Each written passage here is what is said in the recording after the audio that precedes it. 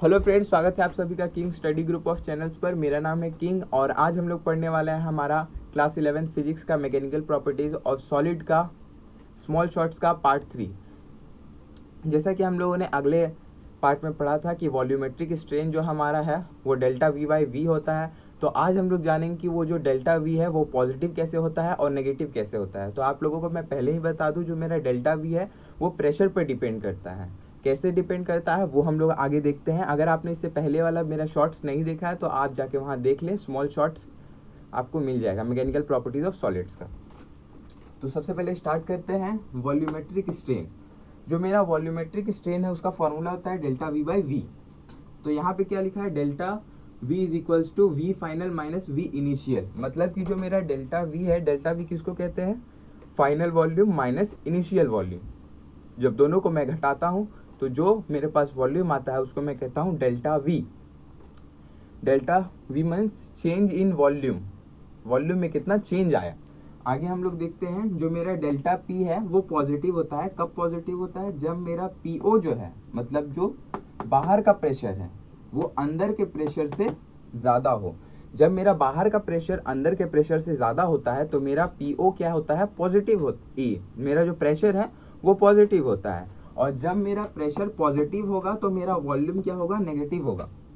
Volume मेरा क्या होगा, नेगेटिव होगा। कब, जब मेरा पीओ जो है वो ज़्यादा हो पी इन से। बाहर का प्रेशर जब अंदर के प्रेशर से ज़्यादा होता है तो मेरा वॉल्यूम क्या होता है, नेगेटिव होता है और प्रेशर पॉजिटिव होता है। अब फिर से दूसरा कंडीशन देखते हैं। डेल्टा पी मेरा नेगेटिव तब होता है जब मेरा जो अंदर का प्रेशर है वो बाहर के प्रेशर से ज़्यादा होता है, यानी कि पी इन जो है वो ज़्यादा होता है पी ओ से। तो उसको हम लोग क्या बोलते हैं, उसमें मेरा प्रेशर क्या है, वो नेगेटिव रहता है। प्रेशर नेगेटिव यानी कि मेरा जो वॉल्यूम है वो क्या आ जाता है, पॉजिटिव आ जाता है। तो सिंपल सा बात है, प्रेशर अगर नेगेटिव होगा तो वॉल्यूम पॉजिटिव, और अगर प्रेशर पॉजिटिव होगा तो वॉल्यूम नेगेटिव आएगा। हम लोग इतना जान लिए वॉल्यूमेट्रिक स्ट्रेन में कि डेल्टा वी पॉजिटिव कब होता है, नेगेटिव कब होता है। इसमें बहुत लोग कंफ्यूज करते हैं, इसलिए आप लोग याद रखें। हम आते हैं अपने दूसरे टॉपिक पे। दूसरा जो टॉपिक है हमारा वो है स्ट्रेस स्ट्रेन कर्व। तो स्ट्रेस स्ट्रेन कर्व हम लोग को यहाँ पे देख रहा है बना हुआ। तो इसमें कुछ मेन पॉइंट्स है, पहले उसको हम लोग डिस्कस कर लेते हैं। उसके बाद हम लोग आते हैं अपने फर्स्ट, मेरा जो पॉइंट है ए, उसको मैं क्या बोलता हूँ, प्रोपोर्शनल लिमिट। ये थोड़ा सा मिट गया है, ध्यान दीजिए। प्रोपोर्शनल लिमिट, प्रोपोर्शनल लिमिट किसको बोलते हैं हम लोग, यानी कि जो मेरा ओ से ए तक का पॉइंट है ये क्या है, मेरा प्रोपोर्शनल लिमिट। प्रोपोर्शनल लिमिट वैसा है, मतलब कि जहाँ तक मेरा स्ट्रेस और स्ट्रेन जो है वो एक दूसरे के डायरेक्टली प्रोपोर्शनल हो। डायरेक्टली प्रोपोर्शनल मीन्स जब मैं स्ट्रेस को बढ़ा रहा हूँ तो स्ट्रेन भी बढ़ेगा मेरा, जब मैं स्ट्रेस को बढ़ाता हूँ तो स्ट्रेन भी बढ़ेगा। स्ट्रेस स्ट्रेन दोनों एक साथ मेरा जब बढ़ता है तो उसको मैं क्या बोलता हूँ, डायरेक्टली ओ से ए तक का पॉइंट को डायरेक्टली प्रोपोर्शनल, ठीक है। और जो बी है मेरा वो क्या है, इलास्टिक लिमिट, मतलब कि लास्ट लिमिट है जहाँ तक कि अगर मैं किसी भी बॉडी को खींच रहा हूँ, सपोज दैट स्प्रिंग को उतना मास से मैं खींच रहा हूँ, तो वो बी वो पॉइंट है जहाँ तक अगर खींचेंगे तो दोबारा बॉडी अपना नॉर्मल कंडीशन में, इनिशियल कंडीशन में आ सकती है। लेकिन अगर बी से मैंने आगे बढ़ा तो फिर वो दोबारा अपने नॉर्मल कंडीशन में नहीं आ पाएगी। लेकिन यहाँ पर एक और कॉमन पॉइंट बात करने का है कि जब हम लोग का ओ से ए तक हम दिए तो मेरा स्ट्रेस भी इतना बढ़ा, स्ट्रेन भी इतना बढ़ा, यहाँ तक की स्ट्रेन मेरा इतना बढ़ा। लेकिन जब हम लोग दोबारा इस पर और स्ट्रेस देते हैं तो क्या होता है, मेरा जो ये स्ट्रेन है ये तो बढ़ रहा है ज़्यादा, लेकिन जो स्ट्रेस है वो मेरा उतना नहीं बढ़ा। यहाँ देख रहे हैं, स्ट्रेस मेरा उतना नहीं बढ़ा। क्यों, क्योंकि वो अपना प्रोपोर्शनल लिमिट को क्रॉस कर दिया। अब हम लोग देखते हैं सी क्या है, लोअर यील्ड पॉइंट, इसके बारे में उतना नहीं कुछ है इसीलिए। बी क्या है मेरा, breaking stress. B breaking stress मतलब वो स्ट्रेस, जैसे हम लोग किसी भी लोहा को हथौड़ी से पीटते हैं तो कुछ लोहा हम लोग का वेटलिस्ट होता है और कुछ लोहा डक्टाइल होता है। तो हम लोग डी से ई तक का जो गैप है उसको देख के बता सकते हैं कि मेरा जो मटेरियल है वो डक्टाइल है या फिर वेटलिस्ट है। अगर इसके बीच का जो डिस्टेंस है, डी से ई तक के जो बीच का डिस्टेंस है, अगर वो कम है, मतलब क्लोज है दोनों, तो वो मेरा जो होगा वो वेटलिस्ट होगा। लेकिन अगर डी और ई के बीच का गैपिंग ज़्यादा है, मीन्स ज़्यादा है, तो वो क्या होगा, वो डक्टाइल हो जाएगा। वो मटेरियल मेरा क्या होगा, डक्टाइल होगा। जैसे आप लोगों ने देखा है, कुछ लोहा को हम लोग पीटते हैं तो वो फैल जाता है, लेकिन कुछ लोहा को पीटते हैं तो वो फैलता नहीं, वो टूट जाता है। कुछ मटेरियल टूट जाएगा और कुछ मटेरियल फैल जाएगा। तो हम लोग ये डी से ई तक का जो है मेरा कर्व जो देख रहे हैं, इसको देख के हम लोग बता सकते हैं कि मेरा डक्टाइल है या फिर वेटलिस्ट है। और ये वाला जो है रीजन, इससे क्वेश्चन आता है। तो हम लोग देखते हैं ओ से ए तक का जो मेरा है, यहाँ तक मेरा स्ट्रेस और स्ट्रेन क्या होता है, डायरेक्टली प्रोपोर्शनल होता है। उसके बाद ए से बी तक का जो ये रीजन है, इसमें हम लोगों ने क्या किया, मेरा जो स्ट्रेस है उसको थोड़ा सा बढ़ाए। कितना, थोड़ा सा बढ़ाए। तो स्ट्रेन मेरा हम देख रहे हैं बहुत ज़्यादा बढ़ गया। स्ट्रेस को थोड़ा सा बढ़ाया तो स्ट्रेन बहुत ज़्यादा बढ़ गया। और ये जो ई आर है वो इलास्टिक रीजन है। वो क्या है, इलास्टिक रीजन। ओ से लेके ये जो बी तक में है, ये क्या है, इलास्टिक रीजन। या इलास्टिक रीजन वैसा रीजन जहाँ से वो बॉडी इनिशियल स्टेज में वापस आ सकता है। और पी आर क्या है मेरा, प्लास्टिक रीजन।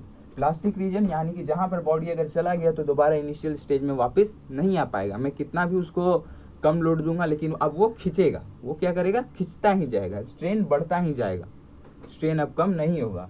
तो मैंने बॉडी लिया, सबसे पहले उसमें कुछ मतलब मास लटकाया। तो मैंने क्या देखा कि मेरा स्ट्रेस और स्ट्रेन दोनों बढ़ रहा, बढ़ते बढ़ते इस पॉइंट पे आया। अब मैंने क्या किया, उसको प्रोपोर्शनल लिमिट से पार कर दिया, उस पर और वजन दिया। तो क्या हुआ, मेरा बी पॉइंट पे ही आया, यानी कि इलास्टिक लिमिट लास्ट। बॉडी का अब हालत ख़राब हो गया इतना दूर में। अब इसके बाद मैंने क्या किया, थोड़ा सा मास कम किया। जैसे मेरा 15 kg का ब्लॉक था तो वो मैंने क्या किया, 14 kg का कर दिया। 14 kg का किया तो थोड़ा सा क्या हुआ, मेरा स्ट्रेस घटा, लेकिन स्ट्रेन क्या हो रहा है मेरा, अभी भी बढ़ रहा है। स्ट्रेन क्या होगा, बढ़ेगा। क्यों, क्योंकि वो इलास्टिक लिमिट को पार कर चुका है। तो स्ट्रेन अब क्या होगा, मेरा बढ़ता जाएगा। अब हम लोग आते हैं हमारा जो डी पॉइंट है। अब मैंने फिर से क्या किया, फिर से जब मैं खींच रहा हूँ तो क्या सी पॉइंट पे आया। उसके बाद फिर ये क्या हुआ, जब मास में लटका रहा हूँ तो ये क्या, डी पॉइंट पे आ गया। D point means breaking stress, मतलब उस पॉइंट पे आ गया कि अब इससे ज़्यादा हुआ तो टूट जाएगा। इससे ज़्यादा हुआ तो बॉडी क्या होगी, टूट जाएगी, बॉडी टूट जाएगी डी पॉइंट पर। डी से अगर ज़्यादा पे हम लोग जाते हैं। और जो मेरा ई पॉइंट है वो फ्रैक्चर पॉइंट है, मतलब कि बॉडी का काम तमाम हो गया, ख़त्म हो गया। ओके, तो ये कुछ कुछ पॉइंट्स हैं जिसको आप नोट कर ले। ये शॉर्ट नोट्स है, यानी कि ये रिवीजन के लिए आपका ज़्यादा अच्छा है। पढ़ना चाहे तो पढ़ सकते हैं, लेकिन ये रिवीजन के लिए आपके ज़्यादा सफिशियंट है।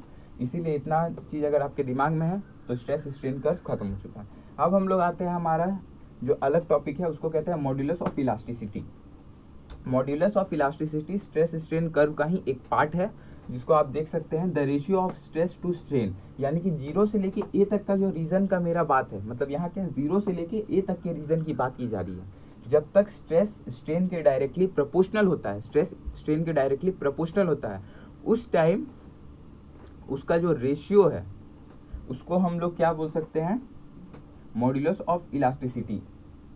उसको क्या बोलते हैं, मॉड्यूलस ऑफ इलास्टिसिटी। लेकिन इतना जानिए, 0 से लेके ए तक का पॉइंट जब स्ट्रेस स्ट्रेन एक दूसरे के प्रोपोर्शनल होता है तो उसको हम लोग बोलते हैं मॉड्यूलस ऑफ इलास्टिसिटी।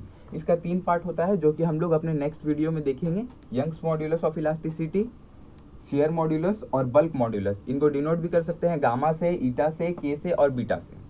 अब हम लोग आते हैं अपना इधर साइड वाला पॉइंट जिसको बोलते हैं हुक्स लॉ। हुक्स लॉ क्या है मेरा, for small deformation the stress and strain are directly proportional to each other. ये भी इसी का बात करता है। हुक्स लॉ इसी का एक छोटा सा पार्ट है और इसी पार्ट का क्या किया गया है, इसमें अलग अलग तरीके से बताया गया है। तो जो हुक्स लॉ है मेरा, for small deformation the stress and strain are directly proportional to each other. ये लैंग्वेज मेरा क्या बोलता है कि स्मॉल डिफॉर्मेशन के लिए, मतलब छोटे टाइम के लिए, ये 0 से ए तक का टाइम क्या है, कम है। छोटे टाइम के लिए जब स्ट्रेस और स्ट्रेन एक दूसरे का डायरेक्टली प्रोपोर्शनल होता है उसको हम लोग क्या बोलते हैं, हुक्स लॉ। हुक्स लॉ किसको बोलते हैं, आप चाहें तो लिख सकते हैं, for a small deformation the stress and strain are directly proportional to each other is known as Hooke's law. यहाँ पे मैंने आधा मतलब लिखा है पूरा। स्ट्रेस और स्ट्रेन एक दूसरे के डायरेक्टली प्रोपोर्शनल है। तो स्ट्रेस यहाँ पर जब मैं प्रोपोर्शनैलिटी का साइन हटाता हूँ तो एक के कांस्टेंट मेरा आता है, के कांस्टेंट आएगा, और जब इस के कांस्टेंट को मैं इधर लाता हूँ तो ये क्या होगा मेरा stress upon strain, stress upon strain. ये जो मेरा के है ये क्या है, यही तो मेरा मॉड्यूलस ऑफ इलास्टिसिटी है। ये के ही मेरा क्या है, मॉड्यूलस ऑफ इलास्टिसिटी। ये जो क्वांटिटी मेरे पास आ रही है के, और ये जो के है वो किस पे डिपेंड करेगा, depend upon nature of material. के कैसा है मतलब वो किस पे डिपेंड कर रहा है, नेचर के मटेरियल पर डिपेंड कर रहा है कि गोल्ड है, आयरन है, सिल्वर है, वो सब जो मटेरियल है। के क्या है मेरा, किस पे डिपेंड कर रहा है, नेचर ऑफ मटेरियल। यानी कि के क्या हुआ, डायरेक्टली प्रोपोर्शनल टू स्ट्रेस हो गया और इनवर्सली प्रोपोर्शनल टू स्ट्रेन हो गया। ठीक है, अब हम लोग यहाँ तक बात हम लोग देख चुके हैं, इतना दूर हो गया। अब आगे का जो वीडियो होगा उसमें हम लोग मॉड्यूलस ऑफ इलास्टिसिटी के सारे टाइप्स को देखेंगे कि क्या होता है, यंग्स मॉड्यूलस क्या होता है, बल्क मॉड्यूलस क्या हो सकता है, और उसके बाद हमारा एक और शेयर मॉड्यूलस, इसको क्या हो सकता है, इन सब के बारे में हम लोग आगे जानेंगे। तो आज के वीडियो के लिए इतना ही, मिलते हैं। थैंक यू आप सभी का।